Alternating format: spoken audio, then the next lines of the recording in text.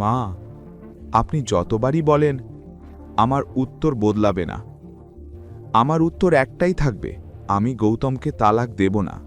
শেষ পর্যন্ত তাকে তালাক দেওয়ার কোনো কারণই তো নেই।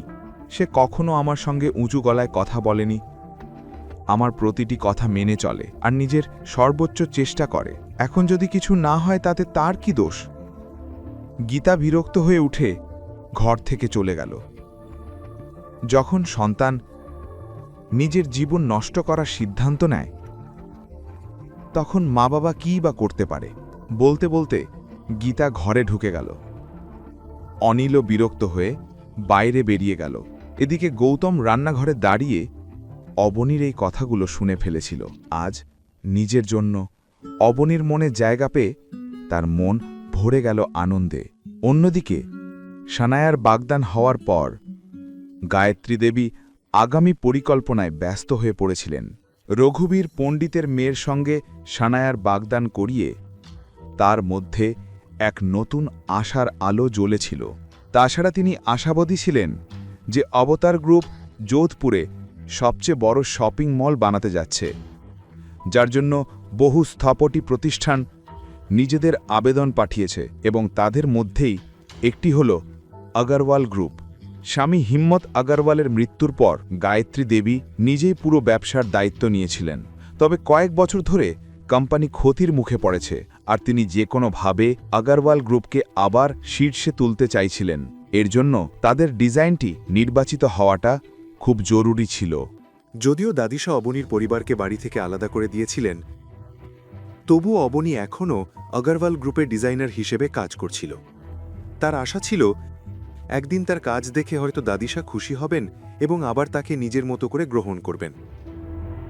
অবনী যখন আবাতার গ্রুপের প্রজেক্টের কথা জানতে পারে, তখনই সে নিজের সব কাজ ফেলে দিন-রাত ডিজাইন তৈরিতে লেগে যায়। তার নিজের উপর পূর্ণ আত্মবিশ্বাস ছিল।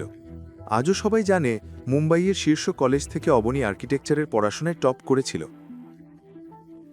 তার স্বপ্ন ছিল একদিন দাদিশা তাকে আগরওয়াল গ্রুপের ডিজাইন ডিরেক্টর বানাবেন। যদি আবাটার গ্রুপ প্রজেক্টে অবনীর ডিজাইন নির্বাচিত হয়, তাহলে আগরওয়াল গ্রুপের ডিজাইন ডিরেক্টর হওয়া থেকে তাকে কেউ আটকাতে পারবে না। গৌতম যখনই রাতে অবনীকে কাজ করতে দেখত, তখনই তার মনে হতো সে এখনই অভিনবকে ফোন করে অবনীর ডিজাইন সিলেক্ট করিয়ে দেয়। অবনীর ডিজাইন দেখে তারও বিশ্বাস ছিল অবনীরই ডিজাইন নির্বাচিত হবে, কিন্তু সে অবনীর নিজের প্রচেষ্টার পথে বাধা হতে চায়নি।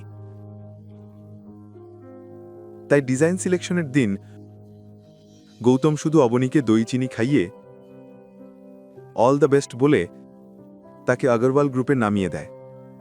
এরপর সে পরিকল্পনা করতে থাকে, যখন অবনী সন্ধে ফিরে আসবে তখন সে কিভাবে তার জয় উদযাপন করবে। অন্যদিকে অবনীও আত্মবিশ্বাসী ছিল।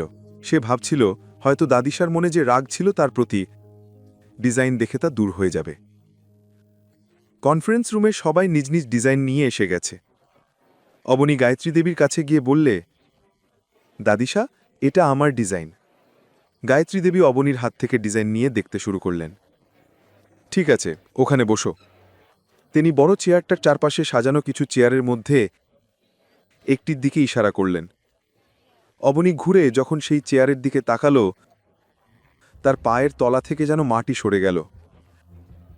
সামনেই নীল বসেছিল, যার চোখে তখনও প্রতিশোধের আগুন জ্বলছিল। অবনী এক মুহূর্ত থেমে গভীর শ্বাস নিল এবং পরের মুহূর্তেই তার পাশে গিয়ে বসে পড়ল। অবনী, তুমি কেন এখানে সময় নষ্ট করতে এসেছ? এর চেয়ে ভালো ছিল যদি তুমি তোমার সুমের প্যালেসের প্রেমিককে বলতে, সে এক মুহূর্তে তোমার ডিজাইন সিলেক্ট করিয়ে দিত। বেশি হলে কি হতো? তোমাকে তার সঙ্গে এক রাত কাটাতে হতো। আমার কথা ছাড়ো, তুমি আজ এই চেয়ারে বসতে পেরেছ শুধু দাদিশার দয়ার জন্য। তুমি এই জায়গার যোগ্য নও। তোমার আর্কিটেকচার আর ডিজাইনিংয়ের সঙ্গে দূর দূর পর্যন্ত কোনো সম্পর্ক নেই। নীল এই কথা শুনে চারপাশে তাকালো। যদিও লাগে তার শরীর গরম হয়ে গিয়েছিল, তবুও সে নিজেকে সংযত রাখল। সে চায়নি গায়ত্রী দেবীর সম্মান নষ্ট হোক, কিন্তু সে অবনীকে একটা শিক্ষা না দিয়ে ছেড়ে দিতেও চায়নি। এরই মধ্যে সেই মুহূর্ত এসে গেল যার জন্য সবাই অপেক্ষা করছিল। কনফারেন্স রুমে অবনী এবং বাড়িতে গৌতম দুজনেই অধীর আগ্রহে অপেক্ষা করছিল যখন গায়ত্রী দেবী অবনীর নাম ঘোষণা করবেন। গৌতম আর ধৈর্য রাখতে পারল না। সে অবনীকে কল দিল, কিন্তু অবনী ফোন ধরল না। কয়েক ঘন্টা পর সে আবার কল করল, কিন্তু এবার অবনীর ফোন সুইচ অফ ছিল। গৌতম এখন চিন্তায় পড়ে গেল। তার খুব শক্ত অনুভূতি হচ্ছিল যে অবনী ঠিক নেই। সে অফিসের ল্যান্ডলাইনে ফোন করে জানতে পারল অবনী অনেক আগেই অফিস থেকে বেরিয়ে গেছে। পরের কাহিনী জানতে দেখতে থাকুন পরবর্তী এপিসোডগুলো শুধুমাত্র পকেট এফএম ইউটিউব চ্যানেলে। আর রয়্যাল ওয়ারিশের সব এপিসোড শুনতে এখনই ডাউনলোড করুন পকেট এফএম অ্যাপ, লিংক দেওয়া আছে ডিসক্রিপশনে।